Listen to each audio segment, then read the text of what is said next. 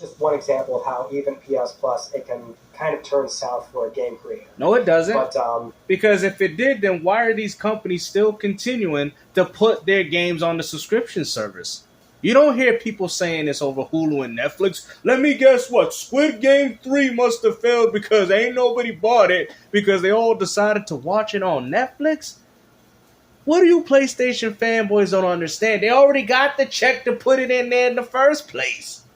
Like, what is you talking about, bro? Sony's even going as far to do it with even their own games, and y'all sitting there talking about how PlayStation, Xbox ain't making any money. Matter of fact, the reason as to why these consoles exist is due to the live service and subscription. Why do you think Sony and even Nintendo decided to charge for online multiplayer? You big dummy? I guess it's noteworthy that you've got two players in the business that are at least a little more forthcoming with Sony's approach of this. Sony's approach? What do you mean? 2 hour trials? Man, this dude acting as if you could play the whole game of God of War Ragnarok. I mean, you on premium, you paid for the service, and yet they only give you 2 hours to play the game because it's exclusive? Very, life cycle based subscription service, which is primarily a lot of older stuff. And what's even more laughable is that you say that developers prefer PlayStation Plus over Game Pass. Oh, that's funny. What about Stalker 2, which is also going to be dropping on PS5? What about Space Marine? Let's talk about all the third-party games that, that have nothing to do with Microsoft, right? Because we can go through the whole list, baby. Because you're sitting there saying that people don't... What about Expedition? What about Persona 3? What about Metaphor? Mr. Japanese games. I thought that's what you PlayStation dudes be playing. Right? The Yakuza franchise. Now, I think they did drop on PlayStation Plus first. But my point still stands that if this wasn't lucrative, then why do you think these companies still keep doing it? Even the people at Expedition says, thank you, Microsoft. We made money by putting the game on Game Pass. But yet you guys keep running with this nonsense. Like, what do you guys don't understand, man? There's more and more ways to make money than there was before. Just because people don't buy the game traditionally, or if they play the game in any way, which they're still giving money to do so, that doesn't mean Microsoft, Sony, or even Nintendo is not getting your money through a monthly subscription. Why do you think Sony's trying so hard to push for a live service or subscription game? Because they can continue to get that concurrent money from the people that are playing it. That's why you see a lot of these shift strategies going on at Sony, but yet for some reason they just can't get it to work. They do sign some day-and-date titles, but it's really not that often. We've seen from Jim Ryan's comments back in 2022, 23, I think is when he also made another one, but they're very forward about this, and they've said it recently as well. We are not putting first-party games on subscription. It just doesn't really work for us. And they did. They put first-party... What are you talking about? These games, look at it, Uncharted, these are all first-party games from Sony, and yet they're all available through the subscription service. Now, mind you, there's a reason why they don't do it day and date, because people will just wait at the end of the year, play all the single-player games, and then unsubscribe, and there you go. You guys just don't have enough content like Microsoft. You guys say that third-party prefer PlayStation for these type of deals, but yet we hear about Power World dropping there first. What was the other one, guys? Not just Space Marine. There was countless few others that didn't even go to PlayStation through their subscription service. Matter of fact, even Sony decided to put MLB, I remember, on Xbox Game Pass before they gave it to you. Remember, Mr. Porter Roach? Sony rather give it to them before they gave it to you.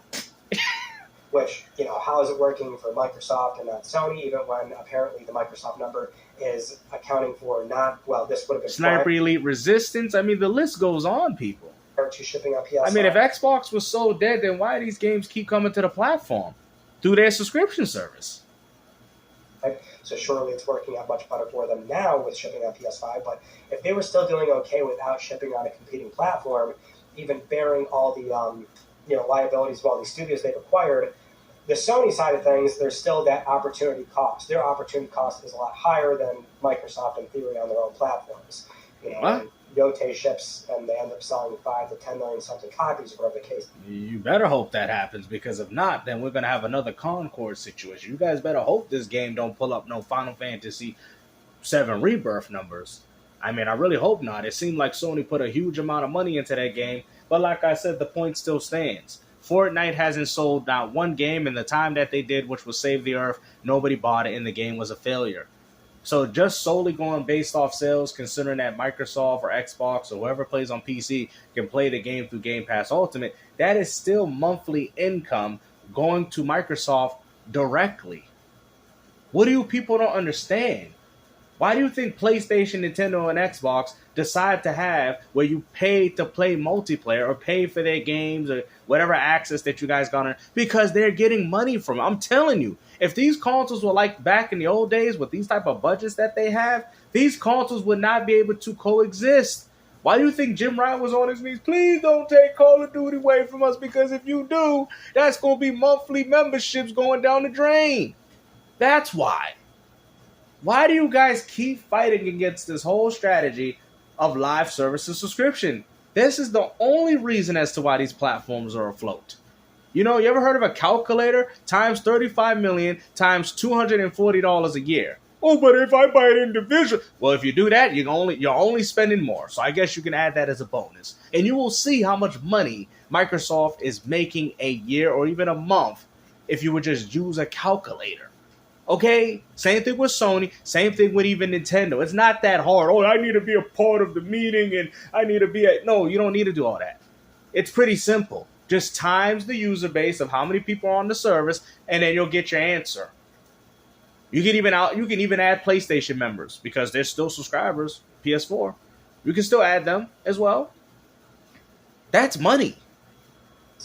You know, they can't necessarily afford to lose those. But they ain't buying games, though.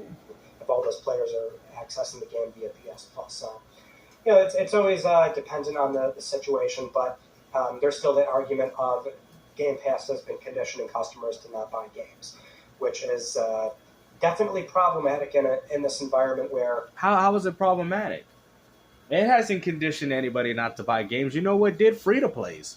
That's why Microsoft came with Game Pass in the first place, because they know that people weren't buying games regardless.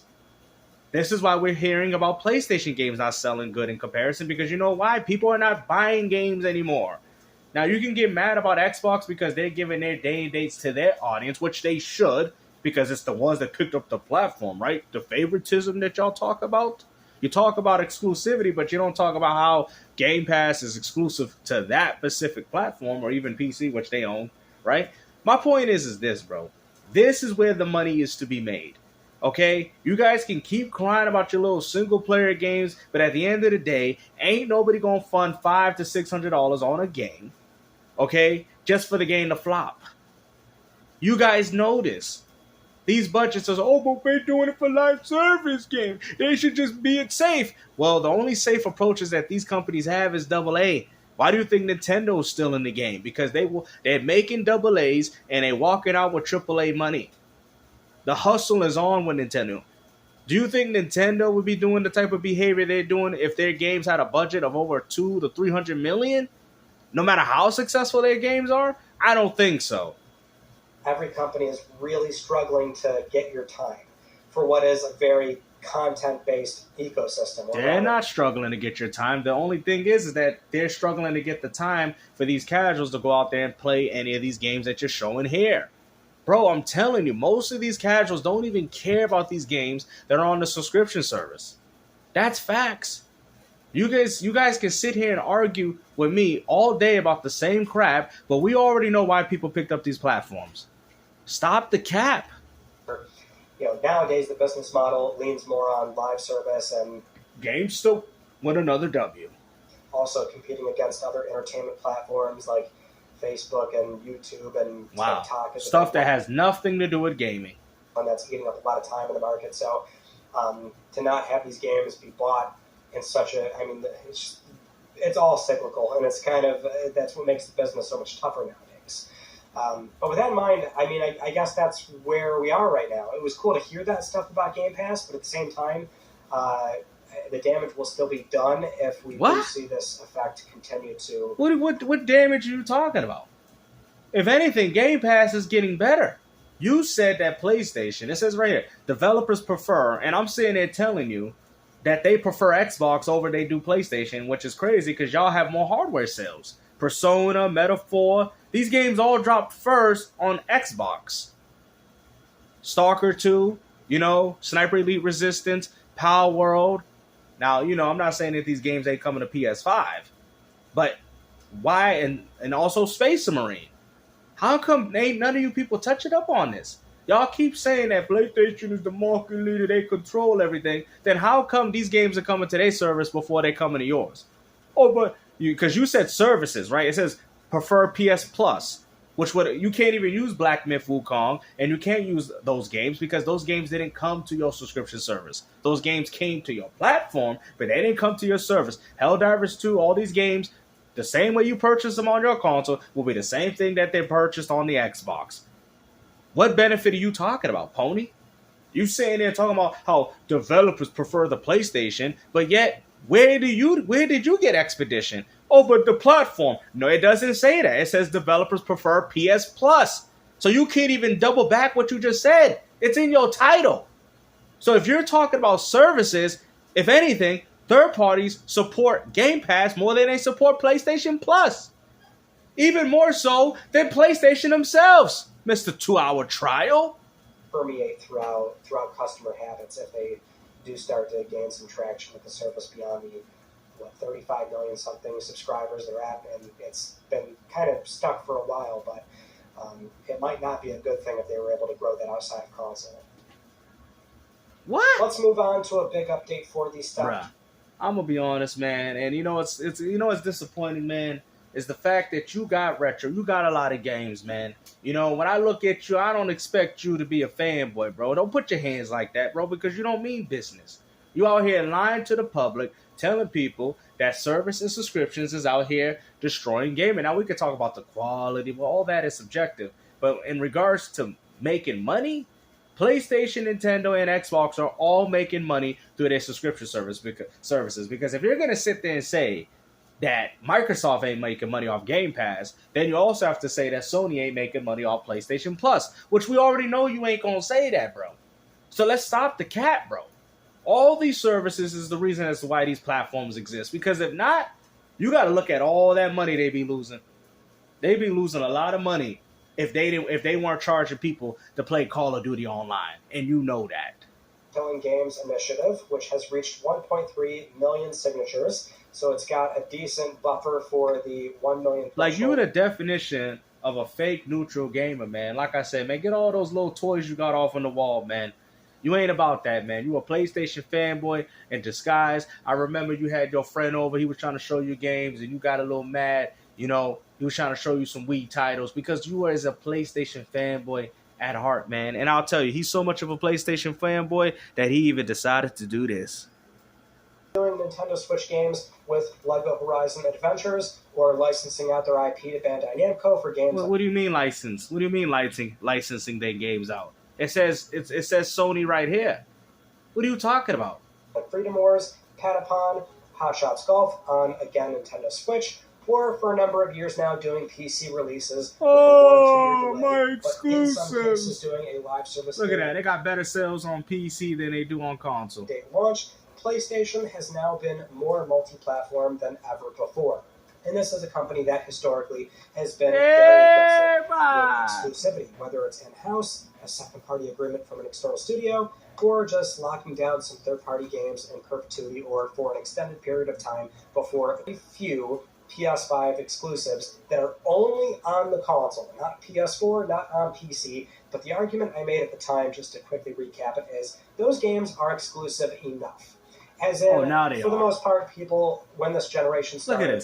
Look at this. Demon Souls PS3 game, Sackboy PS4 game, Miles Morales. These ain't console exclusives.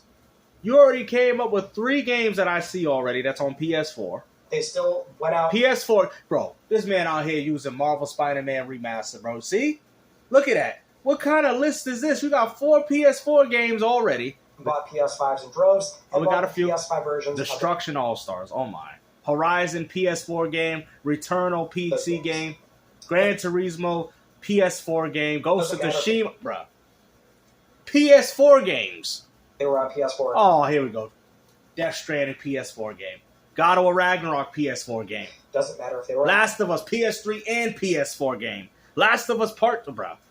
PC or not, because I think it's really overstated how Uncharted PS4 game, Final Fantasy 16, Xbox. Bro, these ain't even console exclusives anymore, buddy. You gonna have to remove some of these out. 16 is on Xbox. often there's this crossover of Look at this. console versus Helldivers 2 is on, bruh. This man capping, bruh. This man is, and Stellar Blade will be coming. This man is capping, bruh. Out here talking about PlayStation console exclusives. And the first few games that I see is Helldivers 2 and Final Fantasy 16. What is you talking about, bro? Death Stranding, bro. If we're just talking about Xbox alone, Final Fantasy 16, Helldivers 2, Death Stranding, Rebirth is what I heard is coming, right? And I think that's the 3, right? Yeah.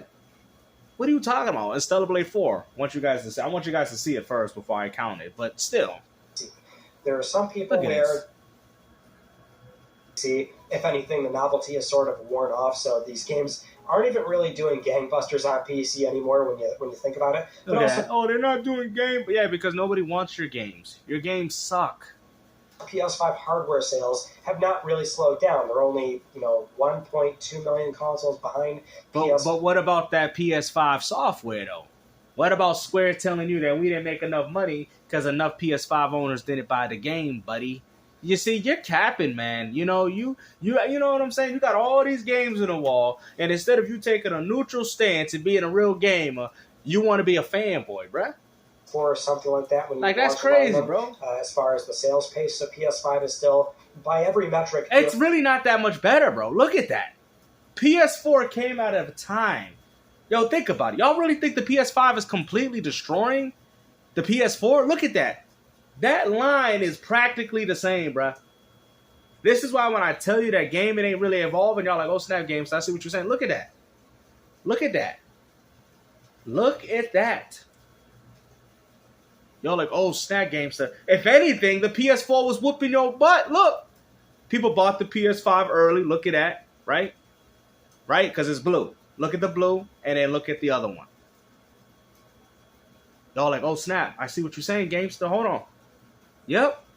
PlayStation 5 did better than PS4's launch. But notice the PS4 orange one, or red-orange, is still above. It's still above the blue one. Look at that.